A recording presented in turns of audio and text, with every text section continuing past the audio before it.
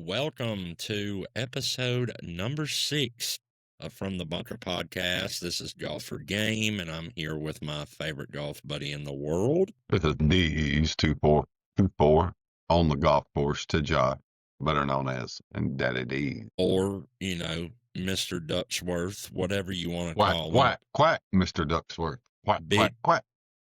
putt maker, big shot hitter. I mean, many names for this man, many names. Glad to have him as my co-part here. We are very appreciative for all the support on our previous episodes. Last week we had our first guest on, Mr. Cody Blevins. Was a great episode with him. I hope you guys enjoyed that and learned a little about Cody Blevins golf. Go check that out if you haven't seen it yet. And this is our first episode back since the Thanksgiving break. Deez, how was your Thanksgiving, buddy? Did you have a good one? Thanksgiving was pretty good. Can't say it was bad. I will say it was pretty good, like always. A lot of traveling. You put some miles down on the interstate. I did even that. had a little blowout on Thanksgiving, unfortunately, right up the road from me here. So that kind of stuff. I know you and your wife and me too, we all learned that there's no tire shops open on Thanksgiving. And I did my Thanksgiving a little earlier in the weekend prior with my family. So I was just kind of chilling, and we were supposed to go to Fall Creek Falls State Park on Black Friday. You actually had the idea of putting together a little, like, hey, let's get some guys together and go play like a little, cheap money game on Black Friday while the women go shopping. Your wife had to work because she's Santa Claus in a sense at FedEx. So we had planned to go to Fall Creek Falls, and then you had the blowout, and you were our carpool guy. I'm having a little issue with mine, and our other buddy that was going, my cousin Drake, he's having a little issue with his. So we were riding with you, and then you had the blowout. So we were donutting, a little Krispy Kreme on the front of the car or the back of the car. So we pivoted and took everybody except the one that had to, your best friend Nuts, that had to work. And then shout out Joey. He's down there near Fall Creek Falls. So of course we didn't expect him to make the drive up here. And we wound up pivoting, and we were a team. We had Trent Blackburn, shout out Blackburn Construction, had him come out. He was going to go to Fall Creek. He wound up coming up to Crosswinds. Drake, my cousin that y'all seen in some of my content, A White Golf, who I actually just posted his hole-in-one up a few minutes ago, and our boy Craig, Mr. Breaking 80 Golf. So we had me and you versus Trent and Drake, and then we had Craig and Andrew as a team. Played a little 2v2v2, $5 front, $5 back, $5 overall, a little $15 a person. Those are always fun, man. It makes it competitive with a little something on the line, but it's not too much where tensions flare or you're really stressing about it. But it just gives it that little fun aspect. I know I had a hell of a time and a hell of a day. What about you, brother? Dude, had a blast. It was fun. Like I said, busted up a little bit of a game there. And it's always fun to do stuff like that. When you get the chance to go play with your boys, enjoy a little time out. Wasn't too cold. There were some bombs made. There was some chip ins that were huge. And there was a couple of big drives. Yeah. C hit it pretty good. Craig hit it. Breaking 80 Golf hit it extremely well for most of the day off the tee box. First time I got to meet Trent, so it was nice to finally meet him in person and play with him. Drakey is Drake, and then, I played with Andrew and you quite a bit because it's kind of the regular thing with us. Overall, good match. A little cold, but it wasn't too bad till the end. Sun started going down on us. It got a little cold there. A little trash talk, maybe a little gamesmanship in some areas. I believe you hit. Yes, it was you, and I want to say, let me make sure I count right here. On 12, you put one in perfect position, and there's no need in me, just another 9. So I tried to carry a 74, 75-yard carry in 40-degree weather. It'd be what it be. But I enjoyed it because I was able with you, and this is not to hurt anybody else's feelings or anything. We told everybody everything they wanted to know. But while we were playing, Josh was pretty good off the tee box, where even with a long iron, I could have a long iron going in. I don't mind hitting long irons going in. So I was able to take some really aggressive lines at a place I don't normally hit. I normally swing the disco stick, what do you say, about 6, 7 holes there. Yeah, I would say, I feel like you were able to play that course totally different than you normally yeah, do, just because I was having a decent day off the tee box, and I didn't play outstanding or anything, but I was most of the time, at least off the tee box, I was putting us in a position to open you up. There was a few times I needed you, like, hey, I hit a bad one. I need you to do the safe thing and just get us one out there. But for the most part, I was able to keep us in play with something that you could work with that made you open up and take risks that you normally in a regular round out there wouldn't take. correct, correct. With that being said, Take me back to hole number 1, though. Take me back to when we first started. Tell me, I'll tell the end of it, but you lead me up until we get on the green at number 1. So we get there, you hit, sorry, I'm doing something, as y'all see, I am literally, we'll talk about this later of what I'm paying attention to here. But with that being said, we get to the tee box, a hole 1 at Crosswinds is, I don't know, 350. No, it's probably longer than that. No, it's about 350. Okay. Playing y'all's tees, about 350. You hit a good tee ball right down the middle. It's a hole that I normally hit a hybrid or a 4-iron off the tee box, lay one up there, get it to wedge range, and fire away. I swung big stick, put it a little bit further down than you did. We go up there, find your ball. No big deal. It was in the fairway. It was just kind of in a weird spot. It's like it almost set down. I think it was a sprinkler it set down in. We drove by the thing a couple of times, but you hit a good one. You hit a great shot. And with that being said, I was able to walk back, hit big stick, try to take a kind of aggressive line, but cold, no driving range. I don't swing hard, but still hit it. I think Craig might have got me by 5 yards. He tried to actually cut the corner, but we were in the fairway. Get up there, get to play a little wedge. I think Blackburn has went right. I can't remember if Drake went right with him. I know White Andrew did not hit a good tee ball, so they pretty much had to play Craig's and try to scramble. And me and you both hit a wedge. You hit yours right on the collar and just stayed there. I take a swing. It's cold. I leave mine on the front of the green. So when I leave us on the front of the green, we're the only ones really with a birdie shot here, if I'm not mistaken. Yeah, everybody else is putting for par at this point. It took, they didn't get the green and red. juror. Yeah, they didn't get the juror. Like you so said, we're sitting. I was going to give you the green layout.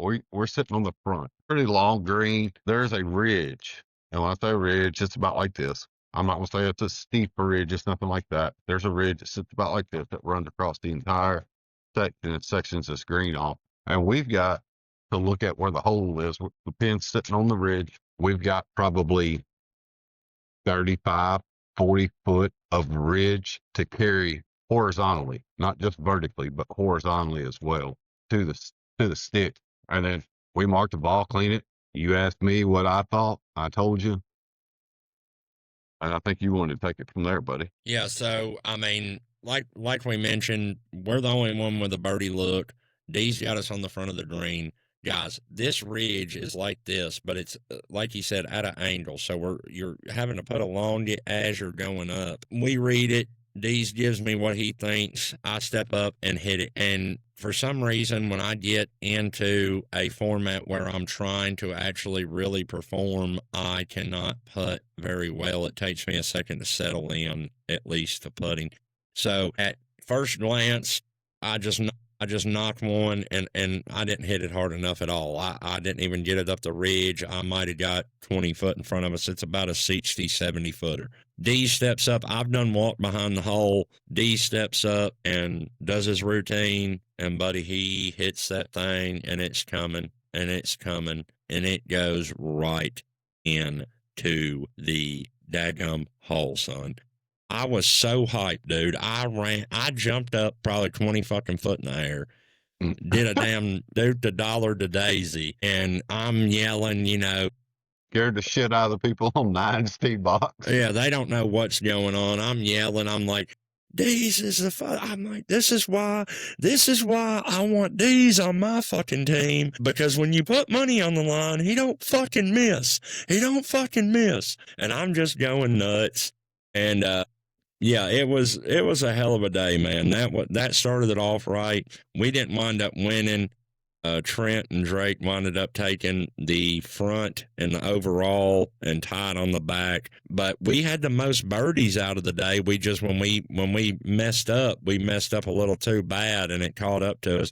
But as you had mentioned when we had talked about it earlier this week, off air here, it's one of them things where nobody even touched 80. We all were, in the mid to low 70s, and everybody had a fun day. It was cold. It took some adjusting. Nobody really got super loose. We were all on a bunch of layers, but it was a hell of a time, and it's something that I think me and you want to try to continue to do.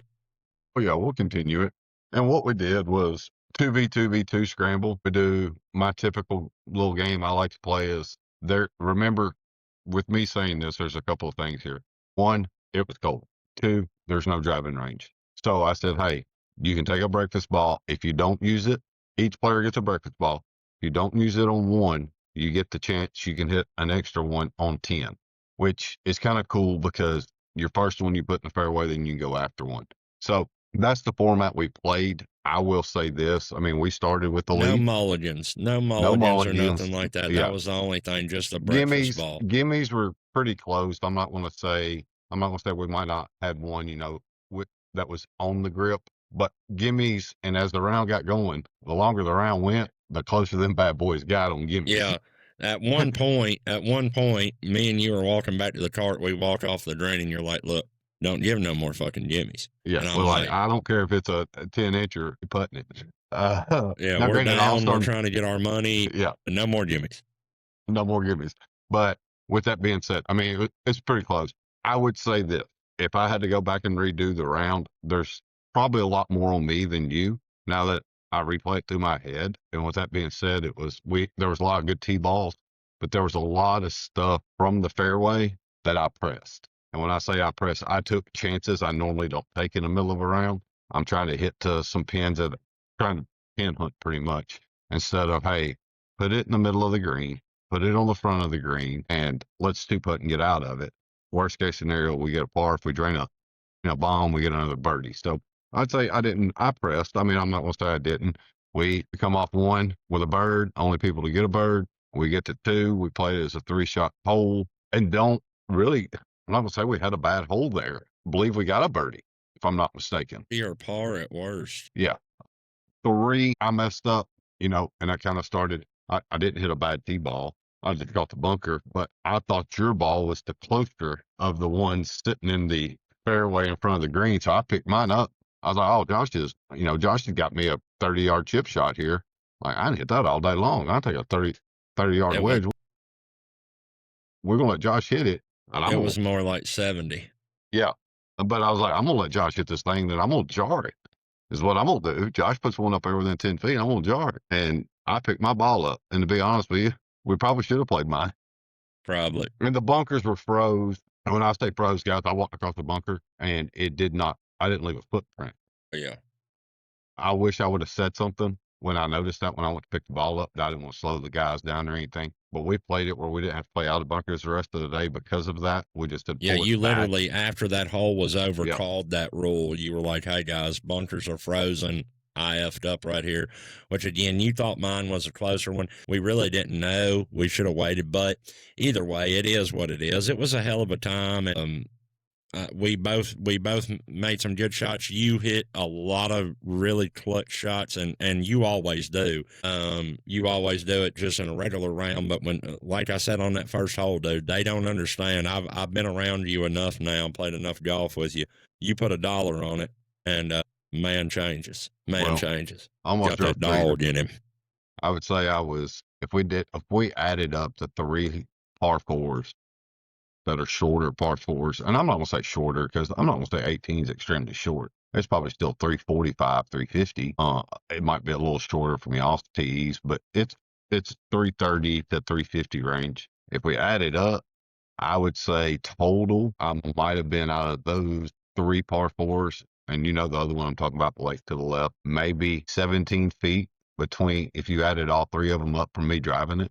I could have, 17 feet from 3 par 4s and being on the green. I mean, I don't get to do that a lot at Crosswinds, and that's great for you hitting some good tee balls, some unbelievable tee balls, and let me just kind of go after some, but 18 is the one that I knew we wasn't going to win no money. And there might have been, I'd heard Trent say something about I should be hitting the ball 330. And I'm not going to say anything about it. I mean, people think they need to hit the ball 330. That's fine if they think they can do that. And Craig hits it pretty good too. I'm not going to say Craig don't. Craig does. But Daddy's like, I looked at you, I said, Josh, put one in the fairway. You put one in the fairway, and I went and let the disco stick eat, homeboy. Yeah. I did that on purpose. That was I probably did that on purpose. what, 10 yards from the pin? Yeah, I did it. It was exactly, I can tell you, it was 5 steps off the green. And I did that on purpose to be like, hey, y'all might have won today, but let's go play when it's warm. Let me get loose, and then let Daddy come show you how it's done. So I was trying to send a little message, even though we were going to go out. And about jarred that for an eagle, by the way. Yeah, that is true. Which could have made the back very interesting, because I don't know sure what we birdied that hole. We did. Yeah. But the thing is that one, it worked out because the way that we were able to set up the teams, it was pretty daggum fair without anybody having to get strokes. And then also, I just want to mention, I mean, honestly, me and you, listen, I'm a 20 handicap. It's not a damn secret. But me and you, dude, we get together and we play a little scramble like that, and we can lay a number, brother, because you can keep me composed enough and get me to hit a shot that I've got to hit and play it safe and keep me calm enough and enough grounded enough to be able to just 20 foot's fine. Chip it up there, give me a 20-foot look, and let me go at it. Center of the fairway's fine. If it's 175 yards, I don't give a shit. It's center of the fairway. Like, just simple shit like that. So me and you, like, dude, I'm serious, and I'm not calling anybody in particular out. I'm just saying, like, 5 front, 5 back, 5 overall, anytime me and Deez, we'll take you on, baby. We'll take you on. I like playing it, and we can, if it's not fair, handicap wise, everybody, I pull up my USGN and can show you on the app on my phone. And Josh will tell you, it's not no fabrication there. Trust me. At times I wish I could fabricate it.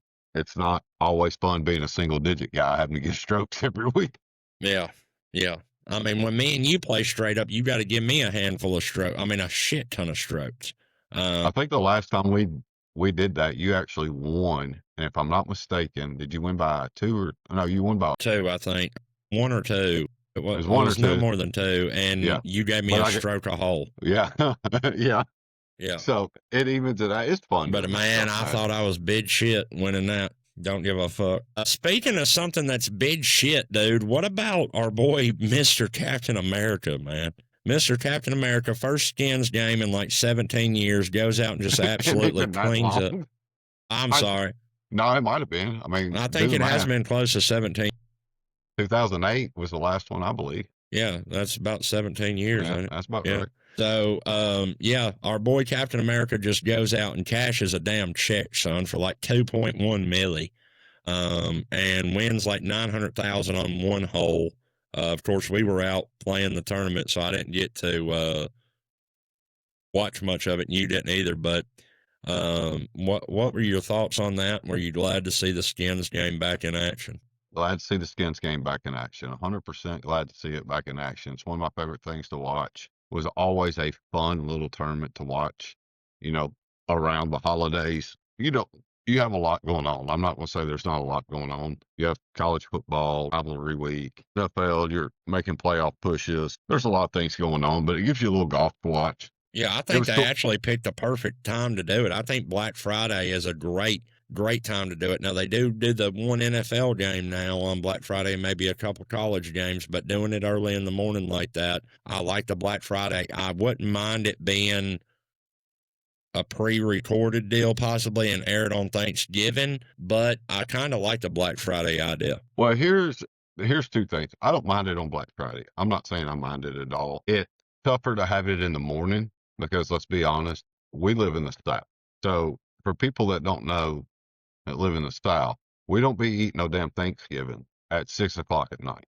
Like, we're not doing what some of my people I know do up north. Hey, everybody be at our house at 12 o'clock. We're going to eat at 6. I don't want to look at you ugly ass for 6 fucking hours for I eat Hell dinner. no. So we're gonna get there at 11. We're gonna eat at I'm in and 11:30. out. I'm in and out with a plate and a to-go box in an hour and a half. And if I'm there more than that, by God, I'm gonna need 2 bourbons and a damn blunt. Well, my ass does a little different. We're gonna get there. We're gonna cut on some football. We're gonna eat. All right. I'm probably gonna catch a nap. Old Rocky Top. Well, that's not even playing at that point. It's probably the damn Lions game. I'm gonna catch a nap. Okay. Yep. Jared Goff will put your ass to sleep. I'm not playing. Then I will wake my ass up, fix another plate, watch the end of the Lions game, take another nap, and watch Absolutely. that shitty ass Cowboys team while I'm eating another plate.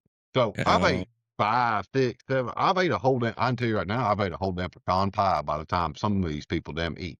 And the damn man's metabolism. I was going to tell a matter of fact, I was going to bring this up to you on the phone a second ago, but I left it out. This man eats more than me. I mean, it's ridiculous. He eats about 16 times a day. Here's the problem. It's not that. I don't eat usually until like 11:30, 12 o'clock during the day. So, because I wake up in the morning, drink coffee. Coffee's one of them things. I drink coffee. I'm not going to eat a lot. And I'm driving all the time for work. And I'm trying to get stuff done where I can get back home for the day, do computer work. But boy, when he's home, buddy, he's in that cabinet. I am in that pantry. I am in that cabinet. It ain't no doubt. I'm a sweets guy. I need to get my ass back in the gym. I don't know why you don't even weigh but $172. I wish I weighed 172. We're not going to get into that on live or my on left air. leg weighs 172. So, but no, the Keegan thing is great to see him win it.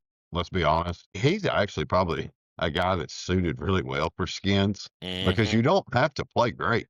You just got to play great on the right holes. With that being said, his game can fit that because Keegan's always been known to kind of do that. You know, he mulls around the tournament, hangs around, and then he might have a shot and he can play through a bad round, but he gets it closed on 15, 16, 17, 18. That dude's going to make a putt. He's done it many a time. Yeah. Oh, yeah. Yeah. And he did it. He did it Friday. I mean, it was impressive. It was impressive. And like you said, I mean, you don't have to play great. You just got to hope that somebody in the group ties where the skin rolls over and rolls over and rolls over. And then you just got to come in clutch when you got to come in clutch. And if you can do that, well, by God, you don't rack up. I'm going to look it up real quick. I'm going to look this up real quick. Well, while he's looking that up, I'll tell you guys, Lowry walked away with a little money. Fleetwood walked away with a little money. Keegan walked away with a little money. Our boy X, though, did not walk away with any money. He come away with a big fat zero. Yeah. So the all-time record for skins, total number of skins won. And I thought I was right on this. I was wrong on the number, but I thought I was right. Guy appeared no. Most skins won in the history of the skins game was over 11 appearances. This person won a total of 77 skins. Who's that?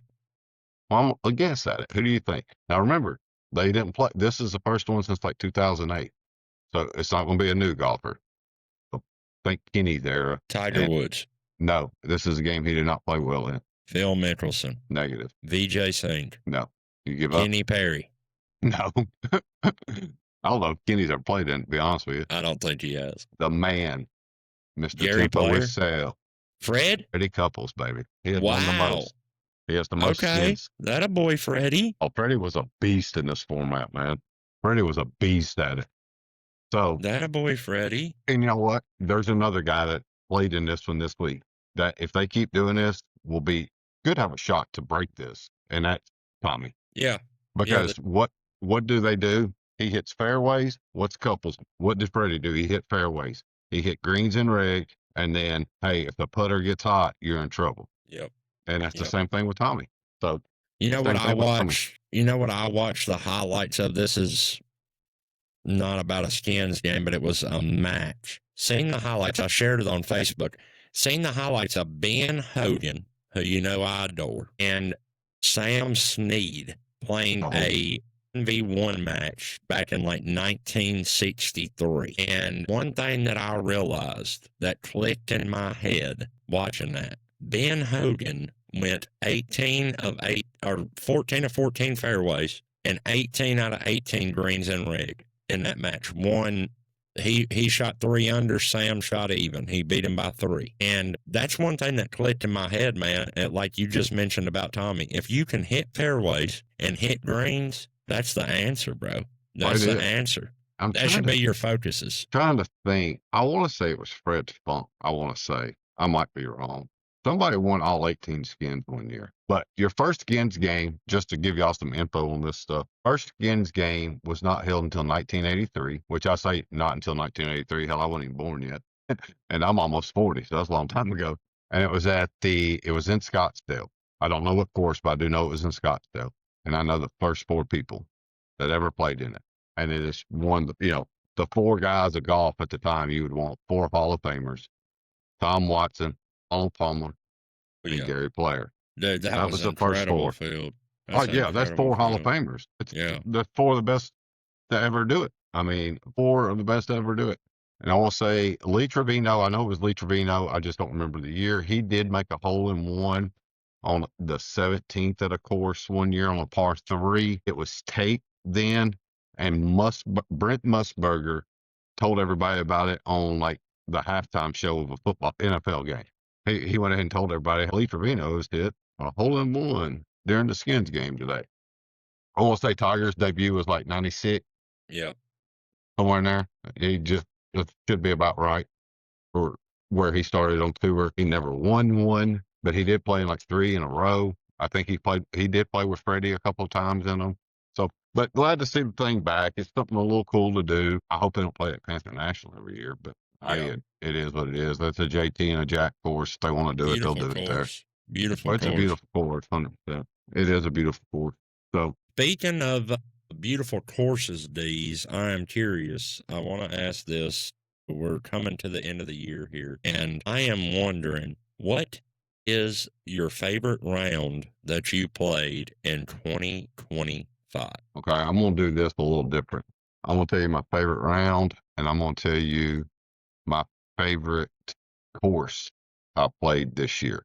Okay. So favorite round was with my buddy. I say buddy, he's actually a contractor, does work for me. Named Matthew Krantz. Shout out Deer Point. Shout out Deer Point Contracting. Y'all going to hear about them later on in this episode, I promise. But with that being said, he come in town. We did some work stuff and grabbed Joey, and I got some of the plumbing stuff that works for Matt too. And we played the Hermitage and played the Presidents. Matt was like, hey, I'm going to bring my clubs, find us a place to play. It's on me. Didn't know. I was like, man, where am I going to take him? It's going to be close to, I don't want him to drive too far, blah, blah, blah. Because, I'm thinking, Tennessee, we got a ton of good courses. But we go out there, we see Golf Shop at Chris. The sheep were out. They were crazy that day. We had a long day on the golf course. Got that golden hour. And when I say golden hour, I mean like 18 was tough to see the tee balls. Very tough. Oh, that's probably my favorite round of the year. I love playing with him. Getting to do something to the guy you talk to a lot, see all that. It's always fun to go do something different with them. Yep. And of course, having Joey with me was pretty cool too. I can rag him. There was some shit talk going on. There might have been some, ultras consumed. Maybe some. Maybe 1 or 6 or 26. Actually, I think we started with 3 ultras. No, we started with a 6-pack. All I know is I can say this about that round. I actually seen you later, or once you got done with that round and got done with dinner and drinks. And I'm not going to lie, I was telling you to make sure you let me know when you made it home, because I could tell you had been in a couple boxes. Well, we went from ultras to high noons. There might have been a couple of Jack Daniels shots on the golf course. I'm sure a bourbon at dinner. Yes, probably. I can't remember off the top of my head. I bet you can't. Well, we went to a place that you might know. We went to Sam's, but we went to the one by the Hermitage that's actually on the lake. So yep. We got I've been there by boat multiple times by boat. Sat over there and had some apps, had some drinks, and then just kind of split up. And then I'd say my favorite course to play this year, it's going to be weird because it's not the best course in the world. I'm not going to say it's the nicest course in the world, but it's a course I'd heard a lot about, and I got to go play it, and it's called Shady Hollow. It's here in Kentucky. I cannot wait to go here. It is. It's pretty cool. It's a pretty cool little track. I'm not going to say, like I said, like $45 for 18 with a card on the weekend. I played it on Father's Day, which probably be my second favorite round. Little man went with me. The wife went with me. Little man was playing caddy a little bit, pulling pins. Like, Dad, I think he's going this way, stuff like that. But pretty cool round, and probably my favorite place I got to play this year. Like I said, I'm not saying it's not a top 100 course, but it was a course that I'd heard a lot of good things about, and it is a hidden little gem, and it was pretty fun to play. Pretty fun to play. I mean, place looks incredible. Actually, I had asked you about it because I seen a picture from there that you had posted on Facebook, and I asked you, I was like, "Where's that picture from?" And you were like, "Oh, that's Shady Hollow." And I was like, "Well, shit, I want to go there even more now because that looks badass." So yeah, So it is an island green, and it is a par 3, and that's how you end your round. 18 is an island green elevated tee shot. Pretty cool. so that's a place that might make me reconsider my golf after 18, where most courses make me want to come back. You know, that's one I could easily go in the water. Oh, I was pissed I got a par. I'm gonna be honest with you. I got a par. I stuck that thing to about 6 foot and just left a putt and just a ball outside. I was pissed I made a par on that. I'm so mad. Man, I'm so mad. For me this year, you know, I didn't start. I just in September, or yeah, August, September, something like that, hit my year mark playing golf. So I'm just a little over a year in at all. But this year, to go for favorite course that I played, I would have to give a shout out to my boy Freeman over at Freeman Land Solutions. We went to North Carolina, to Asheville, North Carolina, and we played the Grove Park Inn at the Omni Hotel Resort there. We only got to play 9 holes, but an absolute beautiful course, outstanding views. The hotel looked amazing. I mean, place is just world class. I had mentioned it to you. I've never been to a place like that. Like, they had a guy, you couldn't take your cart in the parking lot. You brought your bag up to a bag drop. You go in to pay. You come back out. Your bag's on the cart. The head covers are off. Your shit's in the cup holders. You know, everything's set up for you. Shows you where the first tee is, and you're off. It was an incredible experience. Had an incredible course and a great time with my buddy. So shout out to Freeman for that. And then my favorite round this year, man, I just first want to give a shout out to everybody that I've met this year, everybody that I've played with this year. 100%. I've made some incredible friends, including Deez here. I mean, dude's become my best friend. We met on the golf course, on TikTok, shit like that. Other guys that I've ran into, played around with, or whatever. It's been an incredible year, and I wouldn't trade it for the world. We had the first annual Small Creator Classic, got to meet all them guys. But my favorite round of the year, I would probably have to say, was when me, you, and your buddy Joey, who I've made friends with now, and then Chris, your other buddy, went to Oak Hills and Greenbrier. It had just been a rough couple days for me. We went out there and had a effing blast, and, you know, What no shit talk was there? There was a little bit of shit talk, not a lot. Drank a couple beers, had a lot of fun, left my vape on a bench. You know, I mean, just the normal shit, but it was an absolute blast. I forgot about that. I totally forgot about you saying that. So yeah, it was epic. And actually, after I went and got the vape and came back, I hit an incredible 9-iron shot. But you bitched about a bitch, and then you left your vape on it. Yeah. I'm sure I said some shit to Joey. I know I actually said some shit to Joey. I tend to rag on him pretty hard on the golf course at times just to do it. I don't get that chance. We're pretty good together at work, as far as we work together pretty well and make sure everybody's covered. But yeah, I know I talked some shit to him that day.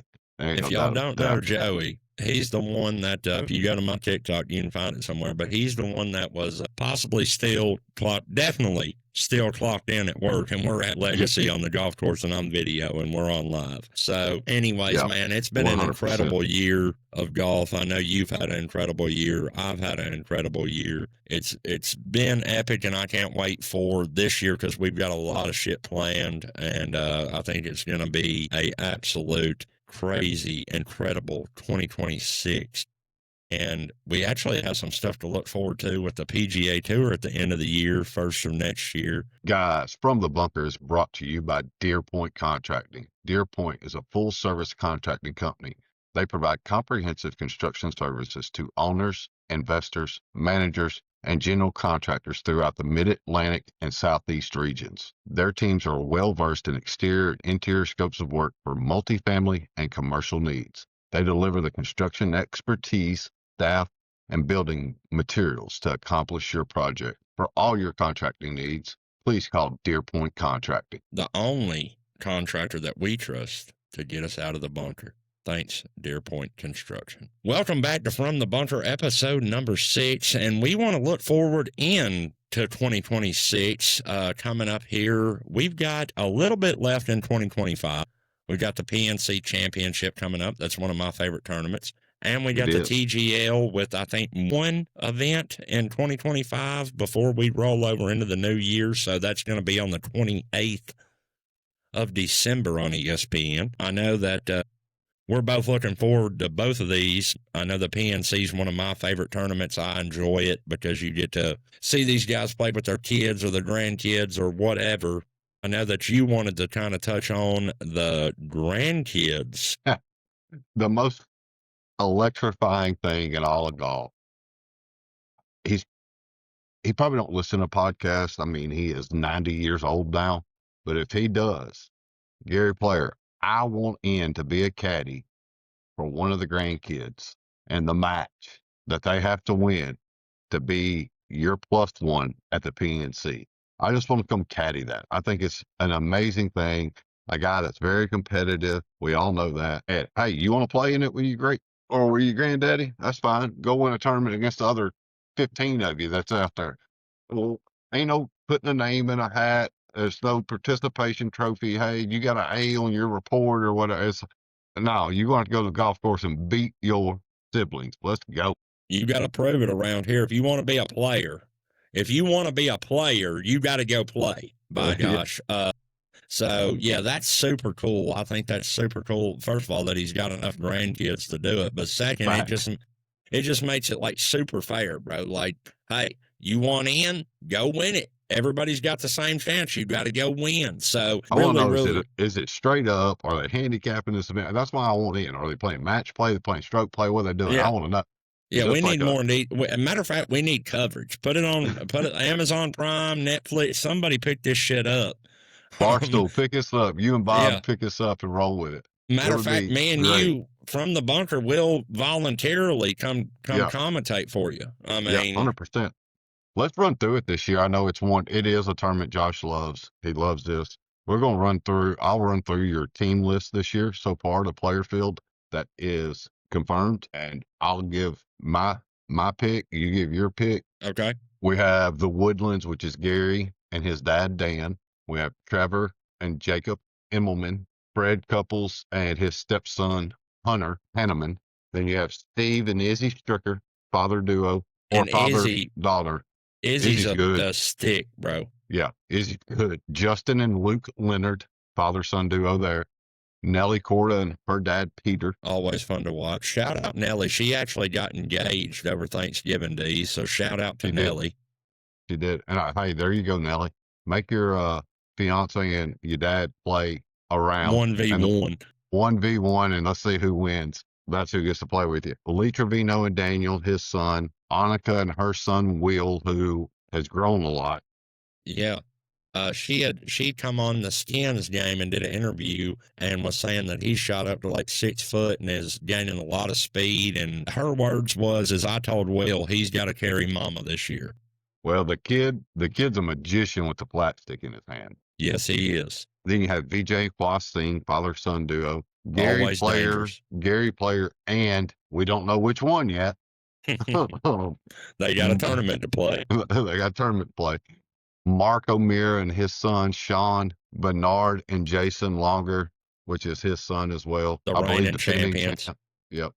Reigning champions. Then you have Matt and Cameron Kuchar, father-son. Podrick and Patty Harrington, which is father-son. Jim and Tanner, father-son. David Duvall and Brady Duvall, father-son. And then, of course, Big John and Little John Daly. I believe they're father-son. Not sure. Who are you going to pick this year? Who's your players to take? What team you taking in this one? So I'll give you my top three. I'm going to go John and John Jr. I'm going to go Annika and Will.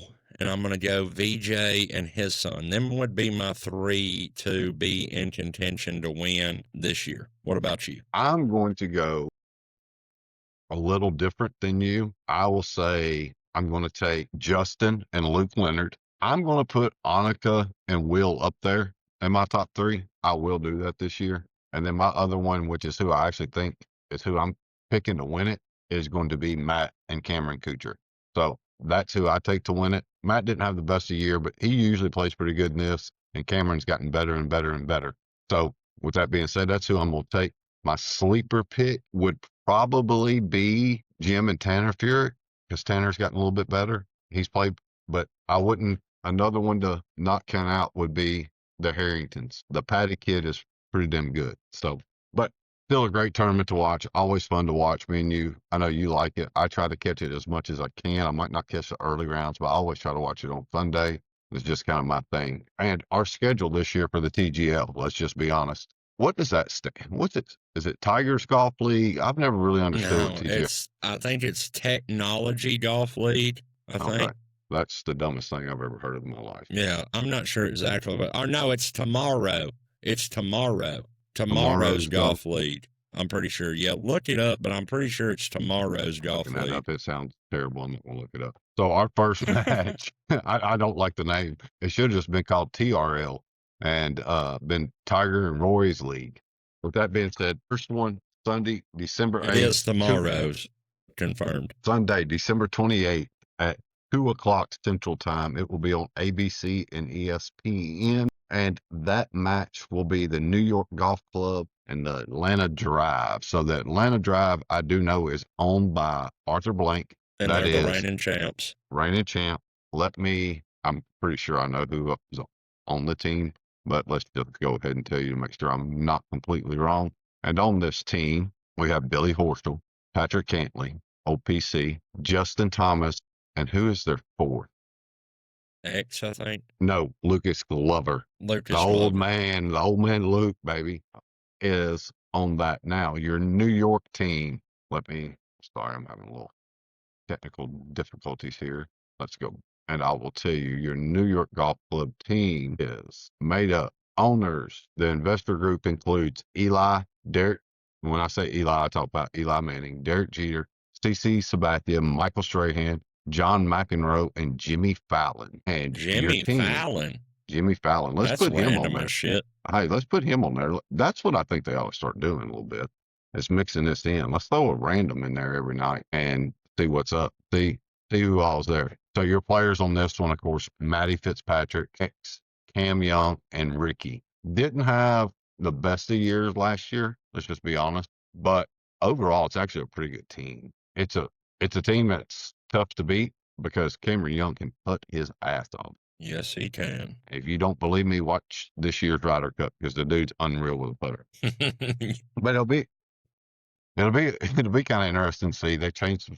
I know courses are supposed to be made harder because last year, did anybody ever hit it in the rough? Hell, I don't think so. They might have missed the green, but they never hit it in the rough. They were killing fairways, and there's supposed to be a little more incentives to make them try to maybe carry 350, or do you hit the layup, blah, blah, blah, blah. So it'll be kind of fun to see the changes to it, see what's going on. But we will run Sunday, December 28th. Then they go Tuesday, January 13th, Tuesday, February 20th. Sorry, that's just that team schedule. I'm over here reading the schedule like I'm on something, and I'm not on shit. We go Sunday, December 28th, Friday, January 2nd, Tuesday, January 6th, Tuesday, January 13th, Tuesday, January 20th, Monday, Monday, February 2nd, Monday, February 9th, Monday, February 3rd, Tuesday, February 24th, Sunday, March 1st, Monday, March 2nd, Tuesday, March 3rd, and then we should be in playoff format after that. So there's your TGL and when it's coming on. I believe Tiger is still technically on his team. He is. He is, and I think he'll play this year some. I don't know exactly when. Honestly, I think he's going to show up and play at the PNC, but that's just me. But yeah, the TGL, I'm really excited about it, man, because I love the behind the scenes aspect you kind of get with the TGL and being able to hear what they're talking about, and what they're thinking, and what they're doing, and that sort of thing. And it's just super fun to watch. But you kind of mentioned something there about bringing in a random when you mentioned Jimmy Fallon, and I tell you, I think where they messed up with the TGL, and they might get to this eventually, but it's the perfect opportunity. The perfect opportunity. They should have a fifth player. What's it, 4 players a team? Yes. And I think 3 of them a night play. They should add, each team should add 1 social media golfer. Well, let's take it a little further than that. Let's just do 2 on each team. Let's do 2. Right? Even better. So that gives you, what if there's 6 teams, that gives you 12 personalities. And I'm not saying put them all together. I'm saying, put Bob on one team and then let's just say Jupiter. Let's say Tigers team, they add Bob, and let's add, I don't know, give me one let's put Chazzy on that team. Okay. Bob and Chazzy's on that team. And then you look at Fitzpatrick and them, you can give them Peter Finn and whoever else, kind of get them close to handicap, and man, let the guys go play.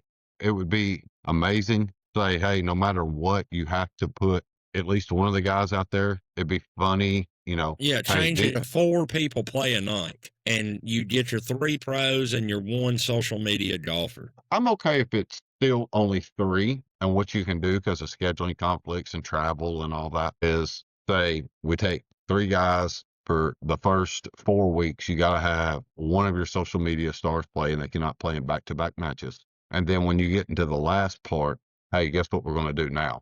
We're going to make 2 of your social media stars play on your primetime match with 1 pro. And you're still playing alternate shot. Dude, you talk about great entertainment for TV. Yep. Like, it would be unreal. We've already seen what YouTube has done with the Internet Invitational with Barstool and what it pulled. You can't tell me that Bob and, say Chazzy skips one in. Bob would tackle the dude, and he's 3 foot tall. He's 3 foot tall. Bob, especially say they're on that, like I said, the team they were on. What Max Homa's liable to throw Chazzy in the stands, for crying out loud. All I have in my head right now is them putting Chazzy, and this is no disrespect, but all I have in my head right now is them putting Chazzy in one of them Velcro suits and throwing him on one of them Velcro dartboards like they do in the Wolf of Wall Street after he chips one in. But, dude, it's a perfect opportunity for it because, look, you don't have to have a tour card. You don't have to be a pro. I mean, they could really, and they've attached to some, I think, Good's part owner in a team. Bob and them are involved, maybe in a team. I'm not sure, but I know that they're bringing these people out and promoting the league through them and letting them come in there and play. I've seen Good in there playing. I've seen Gabby Golf Girl in there playing. I've seen Paige in there playing. I've seen Bob and them in there playing. I've seen the 4Play boys in there playing. The From the Bunker boys are ready to go in there and play.